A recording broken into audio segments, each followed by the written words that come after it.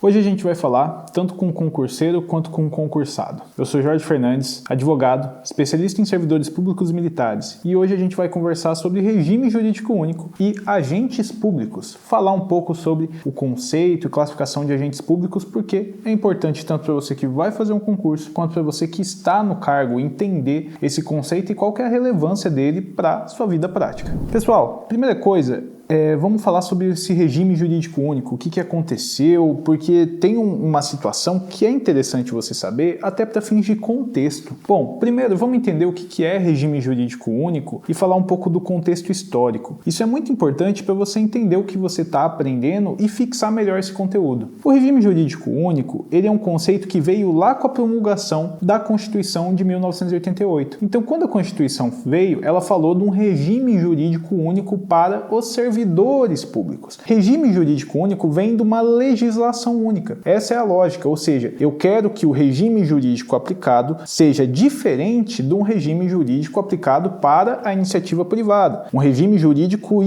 que vigore em toda a administração pública. Por isso que ele vai ser único para toda a administração pública. Ou seja, não significa que é a mesma lei, mas o mesmo regime jurídico. Vamos diferenciar? Por exemplo, a CLT é o regime jurídico da iniciativa privada, dos trabalhadores, enquanto o Estatuto dos Servidores Públicos é o regime jurídico aplicado àquele determinado servidor. Por exemplo, seria um servidor estadual, é o Estatuto dos Servidores Estaduais, que é o regime jurídico único desse servidor. Deu para entender? Isso veio como regra na Constituição de 88. Mas, lá em 98, veio uma reforma administrativa que trouxe alguns outros conceitos. Trouxe o princípio da eficiência administrativa, lá no caput do 37, e também trouxe para a gente a extinção do regime jurídico único. Ele falou, ninguém mais vai ser regime jurídico único. A entidade, o ente federativo que quiser instituir um outro regime, além do regime jurídico único, ou seja, na verdade não era mais regime jurídico único, né? É além do estatutário, ele pode instituir. Então, o que ele dava a autorização na prática? Eu poderia ter uma entidade, por exemplo, uma autarquia, que tinha servidores seletistas, CLT, ele pegava o regime jurídico da iniciativa privada, o regime seletista, e eu poderia ter outras entidades com um regime jurídico estatutário, ou seja, um estatuto próprio. A questão é que essa alteração na Constituição, ela vigorou durante um tempo, e assim foi o que aconteceu, ou seja, não tinha mais o regime jurídico único. Mas subiu uma ADI para o STF, uma ação direta de inconstitucionalidade, questionando essa alteração. Porém, essa ADI ela não subiu por questões de vício material, ou seja, essa lei é inconstitucional, na verdade, essa alteração na Constituição, ela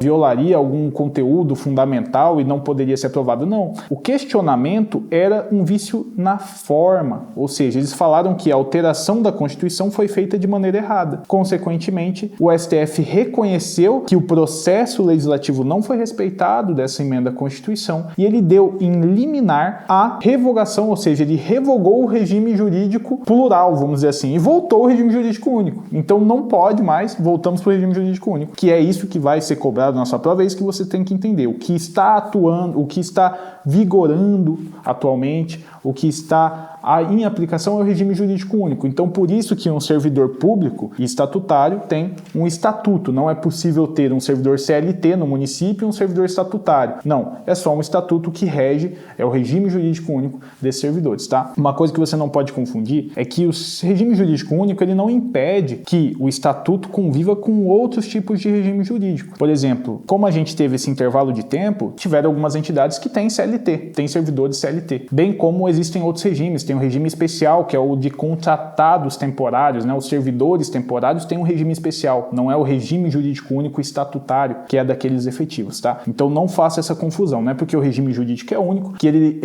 deixa de existir todos os outros. Não, os outros também podem existir, tá bom? O que não pode é ser criado novos por conta dessa limitação que agora vigora o regime jurídico único. Beleza, Jorge, agora que eu entendi isso, eu quero saber de agentes públicos. Poxa, o que é agente público? Como que esse conceito vai cair na minha prova e para que serve também para mim que já sou servidor público? Agente público é um conceito muito amplo. A gente fala de agente público no sentido mais genérico possível. Engloba todo aquele que exerce função pública, pessoa física que exerce função pública. Mas ele tem um conceito legal que está lá na Lei de Improbidade Administrativa. E normalmente a sua prova ou a legislação ela importa esse conceito de agente público, que considera-se agentes públicos, o agente político, o servidor público e todo aquele que exerce, ainda que transitoriamente ou sem remuneração, por eleição, nomeação, designação, contratação ou qualquer outra forma de investidura ou vínculo, mandato, cargo, emprego ou função nas entidades referidas no artigo 1º dessa lei. E daí ele faz referência às entidades da administração pública. Então é um conceito bem amplo que se amolda também com o que a doutrina trouxe. A gente sabe que é agente público, mas a gente tem ainda uma subclassificação, que é ela que é muito cobrada nas provas e também de uma conceituação importante que tem aplicação com outras legislações. E a gente vai exemplificar. A gente tem a classificação de agentes políticos, servidores públicos lato sensu. Quando eu falo lato sensu, significa sentido genérico, sentido geral, e particulares em colaboração com a administração pública, tá? São esses três. Falando de agente político, a gente já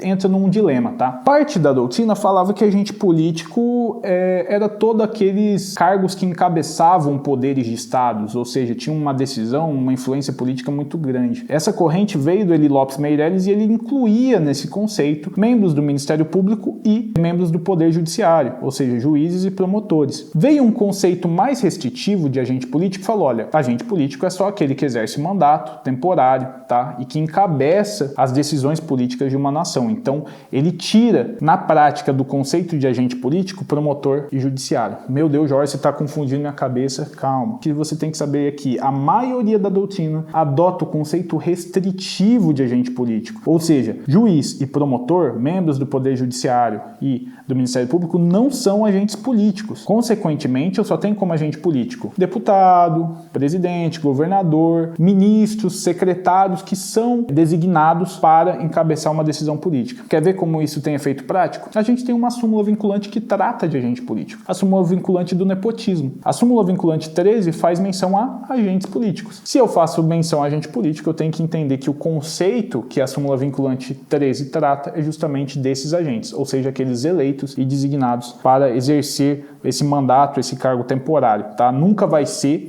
para esses doutrinadores, que é a doutrina majoritária, nunca será um cargo efetivo um agente político, tá bom? É isso que você tem que carregar com você para a sua vida funcional e também para a prova, eventualmente. Agora, falando sobre a questão de servidores públicos lato sensu, a gente tem uma subclassificação para esses servidores públicos também. Para você facilitar o seu entendimento, essa classificação ela vai ser de acordo com o estatuto que ele respeita, ou seja, o regime jurídico que ele respeita. Se ele é um servidor estatutário, significa que ele tem um estatuto de servidor público civil. Se ele é um servidor militar, ele tem um estatuto de servidor público militar. Se ele é um servidor temporário, ele tem um regime especial, que é justamente o que a gente mencionou, um regime jurídico especial para servidor temporário. E se ele é um empregado público, ele tem um regime seletista. Fazendo isso, fica fácil de você assimilar qual que é a classificação de cada cargo. Você não precisa decorar conceitualmente eles. Então, o servidor público estatutário é aquele servidor público efetivo que tem um estatuto. Então, eu posso ser um servidor público municipal, posso ser um servidor público estadual, efetivo, que tem a submissão a esse estatuto. Da mesma forma, um empregado público é aquele servidor que se submete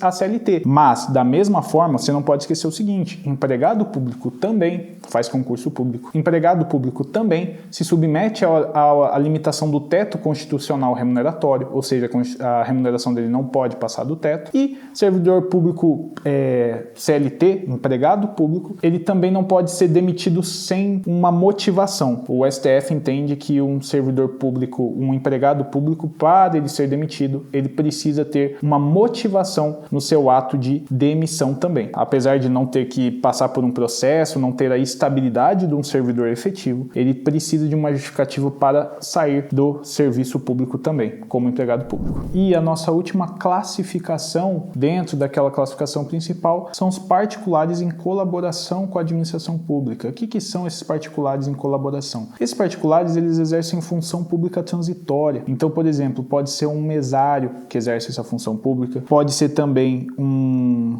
jurado. Quando a gente tem tribunal do júri, por exemplo, a designação de um jurado, ele exerce função pública transitória. Essas pessoas normalmente são nomeadas para realizar essa função pública e depois perdem o vínculo com a administração. Mas enquanto realizando aquela função, eles fazem papel de Estado, são agentes públicos, no conceito geral, na classificação de particulares em colaboração com a administração pública. Esses ensinamentos sobre agentes públicos, classificação, conceito, você pode perceber que é algo mais doutrinário. Pouco disso você vai carregar para a sua vida prática. didática, mas é importante o servidor público ter conhecimento para que justamente ele entenda que no momento que às vezes acontece uma palestra, um congresso, um seminário que vá mencionar servidores públicos, ele entenda qual servidor público, qual conceito eventualmente um palestrante, um professor está se referindo, né? A gente entende que agente público é um conceito genérico, onde eu tenho pessoas que podem ter um vínculo efetivo ou não. O agente público é o mais genérico, é o conceito mais genérico possível, e depois a gente vai descendo as conceituações que trabalhamos aqui durante o vídeo. Então, carregando essa classificação, esses conceitos básicos, você já entende bastante,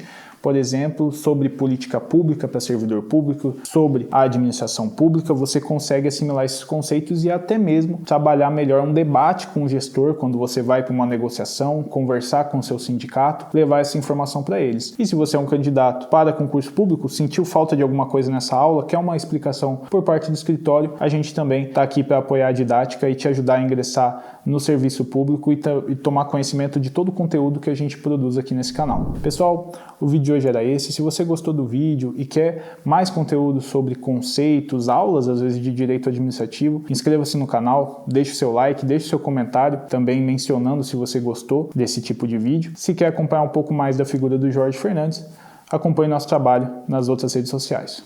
Um abraço.